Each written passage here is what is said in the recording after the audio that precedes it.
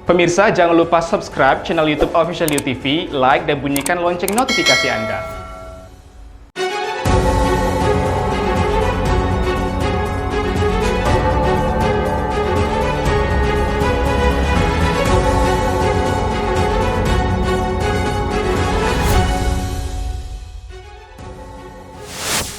KPK melakukan pemeriksaan 5 orang saksi pada kasus dugaan korupsi barang kena cukai oleh Bupati Bintan Apri Sujadi.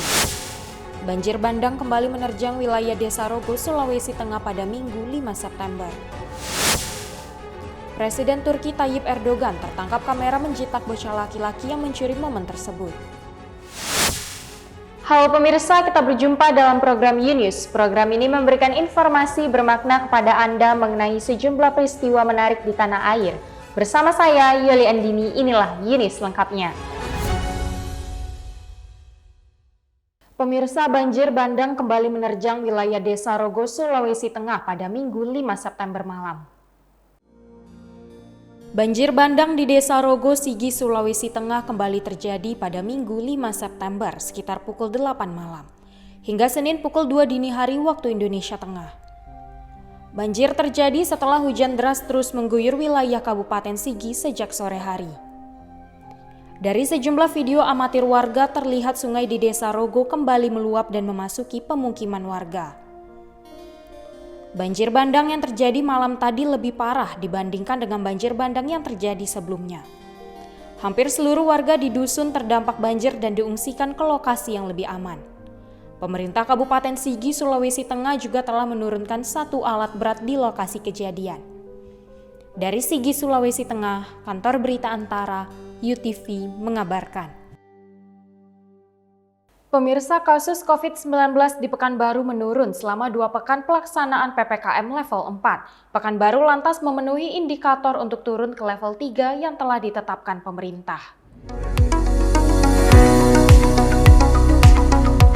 Pemkot Pekanbaru melakukan rapat evaluasi pelaksanaan selama penerapan pemberlakuan pembatasan kegiatan masyarakat level 4.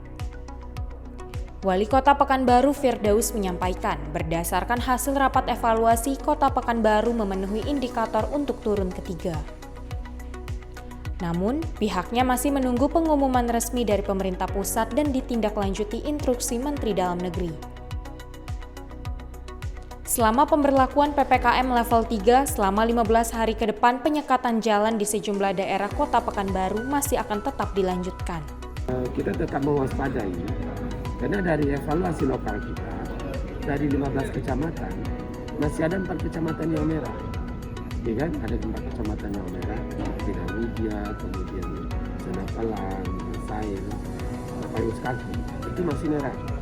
Maka ini juga harus kita lebih hati-hati di dalam melakukan pergerakan masyarakat, kemudian juga pengendalian pemberdayaan masyarakat di posko, maupun juga penyelenggaraan pendidikan itu nanti. Nah, dari Pekanbaru Riau, Afriyadi, UTV mengabarkan. Pemirsa, Gebiar PON ke-20 Klaster Jayapura kembali digelar dalam rangka mensosialisasikan penyelenggaraan Pekan Olahraga Nasional di Papua. Panitia Besar Pekan Olahraga Nasional PON Papua menggelar Gebiar PON ke-20. Wali Kota Jayapura Ben-Hur Tomimano mengatakan, kegiatan ini merupakan bentuk sosialisasi kepada masyarakat mengenai penyelenggaraan PON. Sehingga perhelatan mendapat dukungan dari masyarakat dengan datang menyaksikan pertandingan sesuai dengan persyaratan kesehatan yang ada. Gebiar PON ke-20 Klaster Kota Jayapura dimeriahkan oleh 35 musisi Papua dengan melibatkan UMKM guna meningkatkan perekonomian warga setempat. Melakukan sosialisasi kepada masyarakat Kota Jayapura bahwa di kota kami ini akan diselenggarakan PON 20, bangun 16 venue dan akan dipertandingkan 16 cabang olahraga dan 22 disiplin cabang olahraga. Berdampak luas bagi masyarakat Kota Jayapura. Teristimewa semua mengetahui bahwa di Kota Jayapura, venue-nya terdiri dari venue yang ada di Kayu Batu sampai di Waena. Bisa menonton dan mudah-mudahan Bapak Presiden Republik Indonesia akan menetapkan berapa persen bisa masuk di venue. Gebiar PON juga secara bertahap akan dilaksanakan di klaster Kabupaten Jayapura, Mimika, dan Merauke. Dari Jayapura, Papua, Kantor Berita Antara, UTV, mengabarkan. Pemirsa, Presiden Turki Tayyip Erdogan gagal menjadi orang pertama yang memotong pita simbol peresmian terowongan jalan raya di Turki. Erdogan pun tertangkap kamera menjitak bocah laki-laki yang mencuri momen tersebut. Acara peresmian terowongan jalan raya di Turki yang dihadiri Presiden menjadi perhatian media massa. Bukan hanya karena kehadiran Presiden pada peresmian tersebut, namun melainkan momen lucu yang dihadirkan seorang bocah yang ikut dalam peresmian tersebut. Dalam peresmian terowongan jalan raya ini, beberapa anak-anak ikut berbaris bersama beberapa pejabat yang ikut meresmikan secara simbolis, termasuk bocah paling kecil yang berdiri tepat di depan Presiden Tayyip Erdogan. Seluruhnya memegang sebuah gunting dan memegang sisi pita peresmian. Namun belum masuk aba-aba untuk menggunting pita secara bersamaan, bocah kecil yang di depan Erdogan lebih dulu menggunting pita tersebut. Mengetahui hal itu, Erdogan lantas menunduk dan terlihat mengatakan sesuatu kepada bocah kecil tadi. Kemudian menjetak halus sisi kepalanya. Si bocah yang ditegur langsung oleh Presiden hanya tertawa kecil menunjukkan wajah polosnya. Di akhir acara pun Erdogan kembali mendekati bocah laki-laki tadi, kemudian mengusap kepalanya dan berbicara dengan anak-anak lainnya. Dari Turki, Kantor Berita Antara, UTV, mengabarkan. Pemirsa, KPK melakukan pemeriksaan 5 orang saksi pada kasus dugaan korupsi barang kena cukai oleh Bupati Bintan Apri Sujadi. Pemeriksaan tersebut berlangsung di Polres Tanjung Pinang pada Senin 6 September. Komisi Pemberantasan Korupsi melakukan pemeriksaan kepada sejumlah saksi. Pemeriksaan tersebut terkait kasus dugaan korupsi barang kena cukai oleh Bupati Bintan Apri Sujadi. Pelaksana tugas juru bicara KPK Ali Fikri mengatakan, kelima saksi yang diperiksa ialah Budianto dari PT Tri Exoto, kemudian Aman selaku Direktur PT Berlian Inti Sukses, PT Batam Selindo Pratama, dan PT Karya Putri Makmur. Lalu Setia Kurniawan selaku Kasih Pengendalian Barang Pokok dan Barang Penting Diskom Perindak Kabupaten Bintan. Juga Bobi Susanto selaku Direktur CV Tristar Bintan Cabang Tanjung Pinang, serta Agus selaku Direktur CV Tristar Bintan. Sementara itu, salah seorang saksi dari PT Tri Exoto, Budianto, membenarkan adanya pemanggilan dirinya sebagai saksi dalam kasus Apri Sujadi.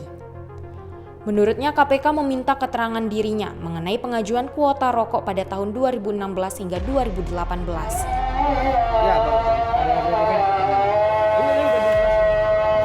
Seputar apa aja tadi? Cara pengajuan aja, cara pengajuan kuota rokok. Jam berapa datang di tadi? Jam 9.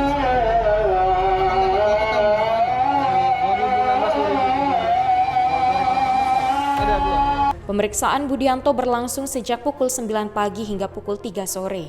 Hingga saat ini pemeriksaan masih berlangsung dan dilanjutkan dengan saksi-saksi lainnya. Dari Tanjung Pinang, Kepulauan Riau, Muhammad Khairuddin, UTV, mengabarkan.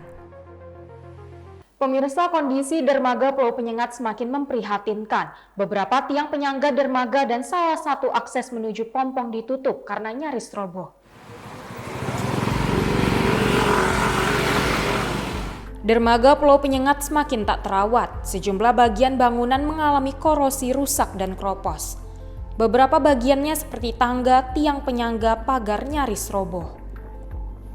Penambang Pompong Ahmad mengatakan, kondisi dermaga yang telah berusia lebih dari 20 tahun itu semakin mengkhawatirkan. Lantaran beberapa tiang penyangga dermaga tergerus air laut mengalami korosi. Tangga ya, satu tangga ditutup. Nah, kenapa tuh, Pak? Ya, lapuk. Ini belum patah, tapi udah mau patah. Oh, jadi sampai lewat kan? Kalau enggak terbuka ya kan? Terus kan, Pulau Penyengat kan pelancar kan pelabuhan Pulau Penyengat kan, supaya mudah untuk turun naik kan kalau barang udah lapuk. Jadi susah untuk turun naik kan gitu kan.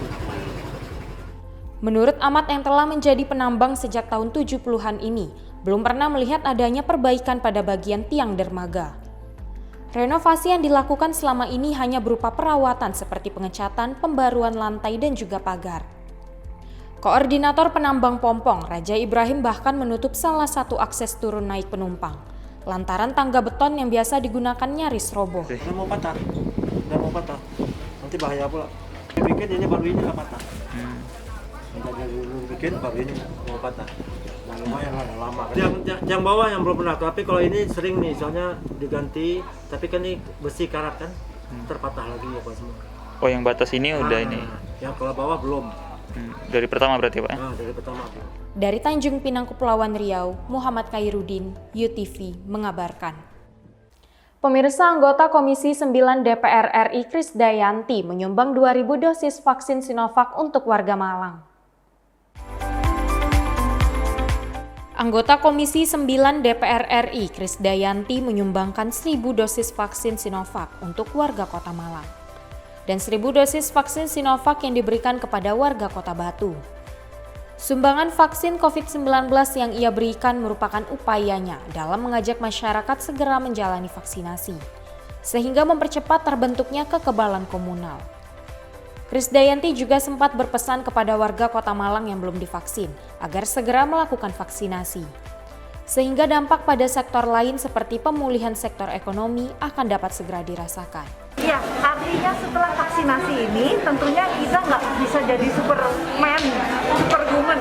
Ya, jadi gerakan masyarakat hidup sehat ini adalah bentuk sosialisasi. Setelah vaksin kita tetap harus melakukan apapun teorinya, protokol kesehatan itu tetap menjadi pedoman kita.